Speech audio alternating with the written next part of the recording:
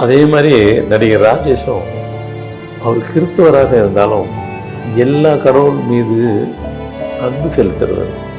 அந்த ஜேசாஸ் சொன்னதனுடைய அர்த்தம் அதுக்காக தான் சொன்னாங்க. கடவுள் வந்து அவர் மேலே அன்பு செலுத்துச்சு. நாலேஜின்னு பார்த்தாக்கா அப்படி ஒரு நாலேஜ் எதை பற்றி பேசினாலும் பேசுவேன். நீங்கள் உங்கள் ரூட்டுக்கெல்லாம் நான் வர முடியாதுன்ட்டு என்ன உங்கள் ஃபார்மெட்டு வேறு லெவலுக்கு நான் ஏதோ இதை வச்சு ஓட்டிகிட்டு இருக்கிறேன் அப்படின்பாரு. நமக்கு கடவுளை பிடிக்கிறத கடவுளுக்கு நம்மளை பிடிச்சிருச்சின்னா அவங்கள சாதாரண ஆளாக இருக்க விட மாட்டார். எல்லா உலகம் தனித்தனி உலகம், சினிமா ஒரு தனி உலகன்றது உலக அறிஞ்ச விஷயம். அந்த சினிமாக்குள்ளேயே ஒரு சித்தர் வாழ்ந்திருக்கிறார் என்றால் அது ராஜேஷ் தான். ஒரு சித்தராகவே வாழ்ந்திருந்த சினிமாவுக்குள் ஒரு சித்தரி அப்படி என்றால் அது நடிகர் ராஜேஷ் தான்.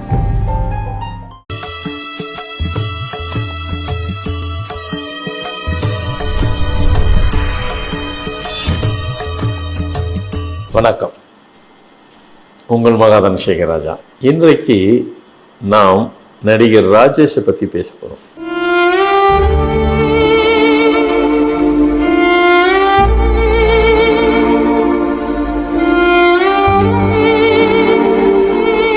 எனக்கு ஒரு நல்ல நண்பர் தான். பொதுவாகவே அவரை எல்லாரும் நண்பர் தான் சொல்கிறாங்க.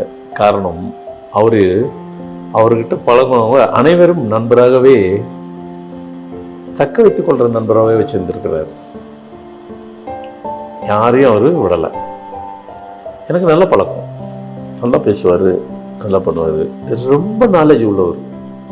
அவர் பிறப்பில் கிறிஸ்தவராக இருந்தாலும் ஒரு இடத்துலையும் ஒரு சூழ்நிலையும் அதை அவர் காமிச்சிக்கிட்டு மாட்டார். ஆனால் சொல்லுவார், பெருமையாக சொல்லுவார், அவ்வளோதான். ஆனால் எப்பயுமே அப்படி தான். இறைவன் கூட இப்போது கேஜே ஜேசுதாஸ் இருக்கிறாரு, அவர் கிறிஸ்டின் தான்.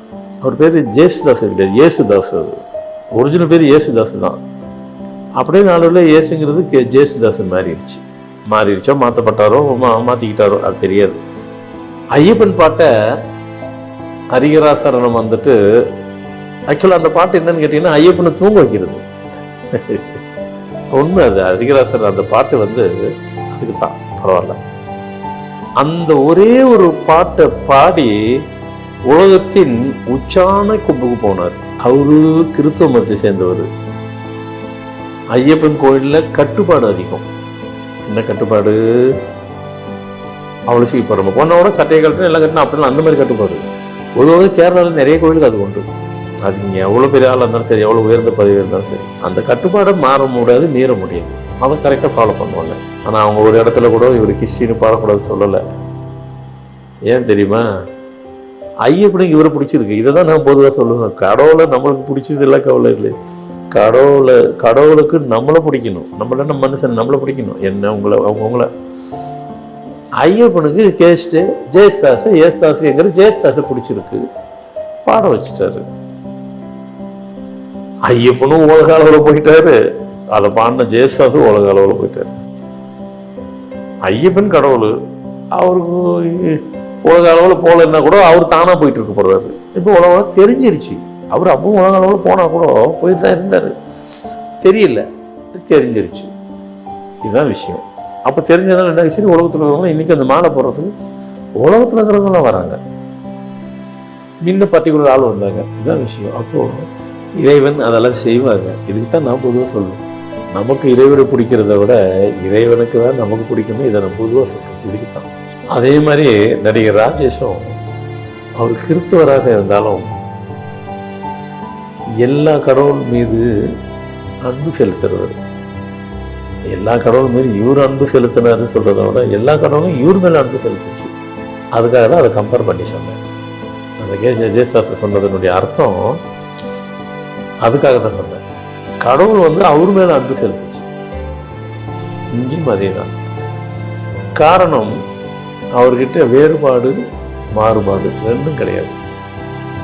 நாலேஜின்னு பார்த்தாக்கா அப்படி ஒரு நாலேஜபிள்.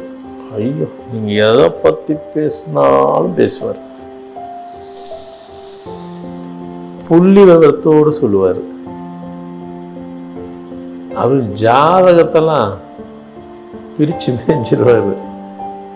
அக்கு வேற அணி வேற பிரித்து மேய்ஞ்சிருவார். என்கிட்ட பேசுகிறாரு, எல்லாம் சொல்லியிருக்கிறாரு. என்கிட்ட டிஸ்கஸ் பண்ணும்போது. அப்போ நம்மளுக்கு சொல்லும்போது சொல்லிட்டேன், எங்க உங்கள் ரூட்டுக்கெல்லாம் நான் வர முடியாதுன்ட்டார். என்ன உங்கள் ஃபார்மெட்டு வேறு லெவலுங்க, நான் ஏதோ இதை வச்சு ஓட்டிகிட்டு இருக்கிறேன் அப்படின்வார். உங்களுக்கெல்லாம் எதுலையுமே நான் கம்பேர் டிஸ்கஸ் பண்ணும்போது ஷேர் பண்ணும்போது சில இதில் நான் அப்படி டச் பண்ணி பேசும்போது ஐயோ உங்களுக்கெல்லாம் இதில் நான் வரல அப்படின்றார். உங்களுக்கு வேறு லெவலுக்கு அந்த புக்கெல்லாம் படித்தார் நம்ம ராஜா சினிமாவில். இப்போ இருக்கு அவர்கிட்ட. அப்பப்போ பேசுவார், என்னங்க புக்கில் எழுதி வச்சுருக்குறீங்க, மிரட்டுறீங்க, எவ்வளோ விஷயம் உலகத்தில் யார் பற்றி பேசினாலும் அப்படியே இருக்குங்க அந்த புக்குக்குள்ளே இருந்தார். அது மாதிரி அப்படி ஒரு நாலேஜபிள் உள்ளவர். பொதுவாக இறைவன் என்ன பண்ணுவார், சில ஆளை சூஸ் பண்ணிடுவார். அதான் சொன்னேன், நமக்கு கடவுளை பிடிக்கிறத விட கடவுளுக்கு நம்மளை பிடிச்சிருச்சின்னா அவங்கள சாதாரண ஆளாக இருக்க விட மாட்டார். அவங்களுக்கு எங்கெங்கெல்லாம் எதெல்லாம் வச்சு அவர் அழகு பார்ப்பார். கடவுள் நல்ல உயர்ந்த பதவி கொடுக்கறது, உயர்ந்த இடத்துல வைக்கிறது, அவங்களுக்கு தேவையானதெல்லாம் கொடுப்பாரு. நடிகர் ராஜேஷை பொறுத்த வரைக்கும் எல்லாம் அவருக்கு தேவையானதை கொடுத்துட்டாரு.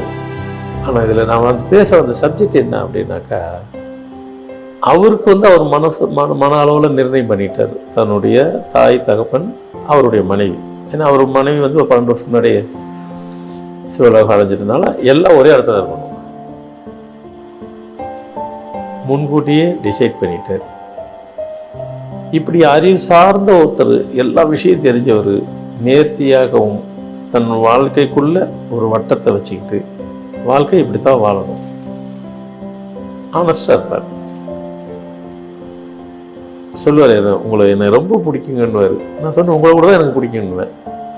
இல்லைங்க, ஐயோ உங்களை யார் கூட கம்பேர் பண்ண முடியாத அளவுக்கு நீங்கள் இருக்கிறீங்கன்னு என்ன சொல்லுவார்னா, நீங்களும் தான் அப்படின்னு. நாங்கள் எங்களுக்குள்ள அப்படி ஷேர் பண்ணி பேசுவோம். கரெக்டாக இருப்பார். ஆமாம், அந்த கரெக்டாக இப்போ இதெல்லாம் எதுக்கு பேச வர்றான்னா, இவங்களெல்லாம் கடவுள் வந்துட்டு அழகாக சமப்படுத்தி விட்டுருவார். இவரை வச்சு அழகு பார்ப்பார். இந்த மாதிரி அழகுகள் எல்லாம் அவருடைய கல்லறையை அவரே டிசைட் பண்ணிட்டார். ஆமாம், அங்கே தான் இருக்கிற வரைக்கும் இருப்போம், நல்லதையே பேசுவோம், நல்லதே செய்வோம், நல்லதுக்கு உண்டான வழியை காட்டுவோம், அதெல்லாம் காட்டுவார்.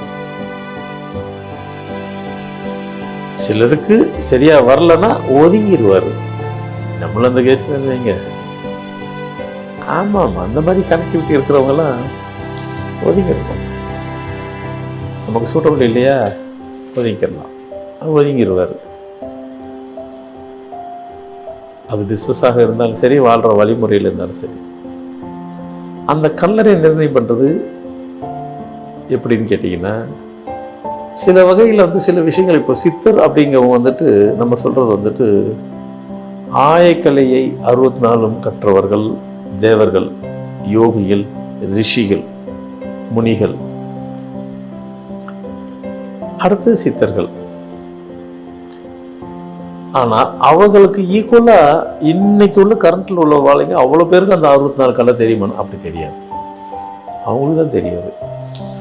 சில கலைகளே, அதாவது சில கலைகள் வந்துட்டு நிறைய, அந்த 64 கலை என்னங்கிறது லிஸ்ட் இருக்குது. இப்போ நம்ம சொல்ல முடியாது, அவ்வளோ நேரம். அதில் யாரும் செய்யப்படாத சில கலைகள்லாம் இருக்கு. என்ன கலை? அடுத்தவங்களுக்கு எடுக்காமல் இருக்கிறது ஒரு கலை தாங்க. புறம் பேசாமல் இருக்கிறது அதுவே ஒரு கலை தாங்க. நல்லதே செய்கிறது அதுவும் ஒரு கலை தான். நல்ல வழியை காட்டுறது அதுவும் ஒரு கலை தான். எல்லாராலும் செஞ்சிட முடியுமா? அவர் அதை செய்வார், செஞ்சார். தனியாக இடத்த கொடுத்துருவார் இறைவன். அவங்கள அறியாமல் அவங்களை கொடுத்துருவார். இவர் கல்லறை இவரை டிசைட் பண்ணிட்டார். இங்கே தான் எப்போ நடக்குதோ நடக்கட்டும். அவரை பொறுத்த வரைக்கும் அவர் எல்லாம் பூர்த்தி பண்ணிட்டாரா? அவரை பொறுத்து பூர்த்தி பண்ணிட்டாரு. 1-2 இருக்கும், பேலன்ஸ் கூட இருக்கும், இல்லாமல் இருக்குமா? ஆனால் முன்கூட்டியே அவருக்கு தெரிஞ்சிருக்கும். சிலது சொல்ல முடியும், சிலது சொன்னாலும் ஏற்றுக்க மாட்டாங்க, அதனால சொல்லாமலே இருப்பாங்க. நிர்ணயம் பண்ணிட்டார். அந்த கல்லறை கூட இறைவன் அவர்களுக்காக டிசைட் பண்ணிடுறது தான். அதை இவர் மூலியமாக சொல்லப்படுறது தான். டிசைட் பண்ணிட்டார். என்னைக்குங்கிறது நாளை வந்துட்டு இறைவன் குறிச்சா கூட இவங்கக்கிட்ட நெருக்கத்தில் தெரிஞ்சிடும். ஒரு பர்டிகுலர் அவ்வளோதான் அப்படிங்கிறது அதில் முன்கூட்டி சொல்லிடுவாங்க.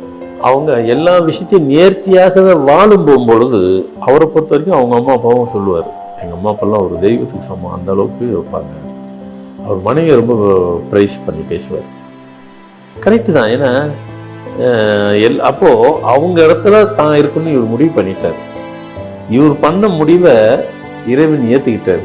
அந்த முதல்ல சொன்னார், நமக்கு கடவுளை பிடிக்கிறத விட கடவுளுக்கு நமக்கு பிடிச்சிருச்சுன்னு சொன்னாக்கா நம்ம கேட்குறதெல்லாம் நம்மளை அறியாமலே கொடுத்துருவாங்க, சிலது கேட்காமலே கொடுப்பாங்க. இவர் நினைச்சிருக்கிறாரு என்னென்னு, தன்னுடைய பெற்றோர்கள் இருக்கிற இடமும் அதே இடத்துல தன் மனைவி இடத்துல இவர் இருக்கணும்னு நினைச்சிட்டாரு. இவர் நினைச்சதை இறைவன் ஆமோதிச்சிட்டார். அது நடந்தது. நாட்களும் குறிக்கப்பட்டிருக்கலாம். இவருக்கு ஒன்றும் தெரியாம இருக்கலாம், கிட்ட நெருக்கத்தில் தெரிஞ்சிருக்கும். இறைவனுக்கு எப்போ தெரியும்? அது தெரிஞ்ச கதை தானே. இவருக்கு நெருக்கத்தில் வேணா தெரிஞ்சிருக்கும். இவர் அதை விரும்பினாரு. இவர் விரும்பினதையும் ஆசைப்பட்டு இறைவன் எத்தனை பேருக்கு தான் நினைச்சதெல்லாம் விரும்பி அப்படியே கொடுத்துருக்கிறாரு இறைவன் அப்படின்னு பார்த்தா இல்லை. கடைசி கட்டத்திலையும் ஒருத்தர் இறைவன் கொடுக்குறாருன்றது சாதாரண விஷயம். எல்லாத்துக்கும் கிடைக்குமானா அதுவும் கிடைக்காது. இவர் இதுதான் வேணும்னு விரும்பி இருக்கிறாரு. விரும்பினதை எப்போ கொடுக்கணுமோ அப்போ கொடுத்துட்டாரு. அதை இப்போ கொடுத்துட்டாரு. அது அவர் கிடைச்சிருக்கு. ஆனால் இது விருப்பப்பட்டு தான் நினைச்சது. தன்னிச்சையாக இம்மிடியட்டாக இது நடக்கலை. இவர் அது வேணும்னு விரும்பி டிசைடே பண்ணிட்டாரு. அதன் பிரகாரம் நடந்திருக்கு. இவர் ஆசைகள் என்னவோ அது பூர்த்தி தான் ஆயிருக்கு. ஸோ அதனால் ஆமாம், அதாவது எல்லா உலகம் தனித்தனி உலகம், சினிமா ஒரு தனி உலகன்றது உலக அறிஞ்ச விஷயம். அந்த சினிமாக்குள்ளேயே ஒரு சித்தர் வாழ்ந்திருக்கிறார் என்றால் அது ராஜேஷ் தான். என்கிட்ட இன்னொன்று சொல்லுவார். அவர் நடிகர் செந்தாமரை இருந்தார். அப்போ இல்லை, அவர் இறந்து இப்போ ரஜினி படத்தெல்லாம் நிறைய வெளில தான் நடிச்சிருப்பார். அவர் ரொம்ப பிடிக்கும். அவர் ரொம்ப க்ளோஸ். அவர் நடிகர் ராஜேஷுக்கும் நான் செந்தாமரை பழக்கம் இல்லை. என் கணித சும்மா அவரை மாதிரி யாரும் ப்ளே பண்ண முடியாது. கரெக்டாக சொல்லுவார், இந்த வருஷத்தில் உனக்கு இது இருக்கும், உன் வீட்டு நம்பர் கரெக்ட் இல்லை, இப்படிலாம் சொல்லி சினிமாக்காரங்களும் முக்கியமானவங்களாம் சொல்லுவார். அப்படியே நடக்கும். எனக்கு அப்போ ஒன்றுமே தெரியாது. சொல்லுவார் ராஜேஷ், சொல்லுவார் எனக்கு ஒன்றுமே தெரியாது. அவர் சொல்கிறது போப்போ அவர் சொல்கிறதெல்லாம் பார்த்தா அப்படியே நடக்கும். நான் இந்த வருஷம் வரைக்கும் சினிமாவில் உயர்ந்த இடத்துக்கு போகணுன்னார், கரெக்டாக போனார். இந்த வருஷத்தில் இதாயிருந்தார், கரெக்டாக சொல்லிட்டார். அப்புறமா தான் நான் ஆராய்ச்சி பண்ணேன், என்னடா இது இவர் இவ்வளோ சொல்கிறாரு. ஆனால் அதுக்கப்புறம் இந்த சினிமாக்குள்ளேயே அதையும் மிஞ்சி இவர் வேற லெவல். ஒரு சித்தராகவே வாழ்ந்திருந்த சினிமாவுக்குள் ஒரு சித்தரி அப்படி என்றால் அது நடிகர் ராஜேஷ் தான். ஒரு மனுஷன் யாரையும் கெடுக்காம, அடுத்தவங்களுக்கு பாரமாக இல்லாம, அவரால் 10 பேர் நன்மை அடைஞ்சிருக்கிறாங்க. நேர்மையாக வாழ்ந்து ஒழுக்கமாக வாழ்ந்து அவரால் பல பேர் பிரயோஜனம் அடைஞ்சிருக்கிறாங்க. அந்த மாதிரி வாழ்க்கை யார் வாழ்கிறாங்களோ அவங்க சித்தர்களுடைய வழிபாடு கொண்டவர்கள் சித்தராக ஆக்கப்படுவார்கள். என்னை பொறுத்த வரைக்கும் ராஜேஷும் ஒரு சித்தர் தான். அதனால தான் அவர் அவருடைய கடைசி காலத்திலேயும் அவர் நினைத்ததை முழுமை பெற்ற வாழ்க்கை தான் வாழ்ந்துட்டு விடை பெற்று சென்றிருக்கிறார் என்று நான் நம்புகிறேன். கண்டிப்பாக ராஜேஷனுடைய ஆத்மா சாந்தம் தான் அடைஞ்சிருக்கும், சாந்தி அடைஞ்சிருக்கும். வணக்கம்.